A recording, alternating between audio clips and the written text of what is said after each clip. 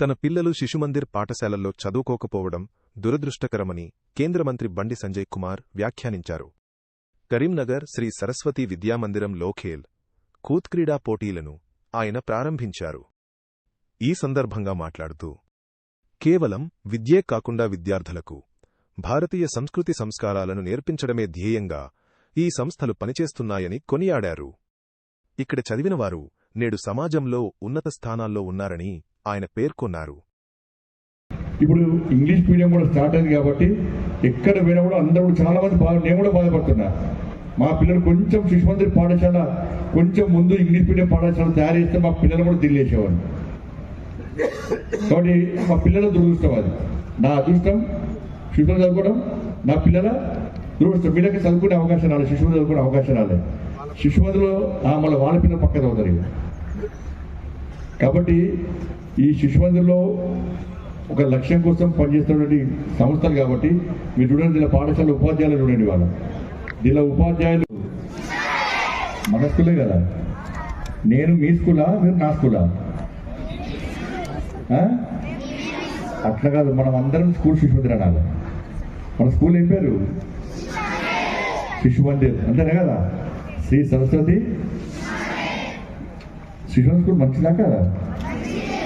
శిశుమందిర్ స్కూల్లో ఏం నేర్పుతున్నారు? ఎవరొక చెప్పాలి. ఏం నేర్పుతున్నారు? 10th స్టూడెంట్స్ ఎవరు తిన్నా? 10th 9th వాళ్ళు ఎవరు? చెందుతారు. చెప్పాలి, చెప్పడం ఏం నేర్పుతారు అంటే చెప్పాలి. ఏం నేర్పుతారు? సంస్కారం ముఖ్యమా, చదివే ముఖ్యమా? చదువద్దా? కానీ ఇప్పుడు సంస్కారం, చదువు. మరి శిశుమందిర్ పాఠశాల యొక్క ఉద్దేశం కూడా, లక్ష్యం కూడా అదే. శిశుమందిర్ పాఠశాల అంటే బిల్డింగ్ కాదు, లేకపోతే ఇంకా హంగు ఆర్పాటాలు కాదు.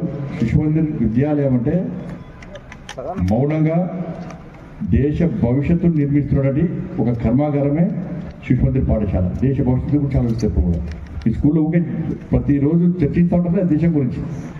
ఊకే చదువు చెప్తారా? అన్ని విషయాలు చెప్తారా? అన్ని విషయాలు చెప్తారు కదా. మరి శిశుమందిర్ పాఠశాలలో చదవడం నిజంగా కూడా అదృష్టం. నేను శిశుమందిర్ పాఠశాలలో చదివిన అందరూ కూడా ఇప్పుడు ఐఏఎస్ లైరు, ఐపీఎస్ లైరు, గ్రూప్ 1 గ్రూప్ 2 ఆఫీసర్ లైరు, సాఫ్ట్వేర్ ఇంజనీర్ లైరు. నేను ఎదిగైనా మినిస్టర్ ఎదిగైనా దేనివల్ల అయినా శిశుమందిర్ పాఠశాలలో చదివినా కాబట్టి నేను మినిస్టర్ అయినా, ఎంపీ అయినా, మినిస్టర్ అయినా. అవును కదా?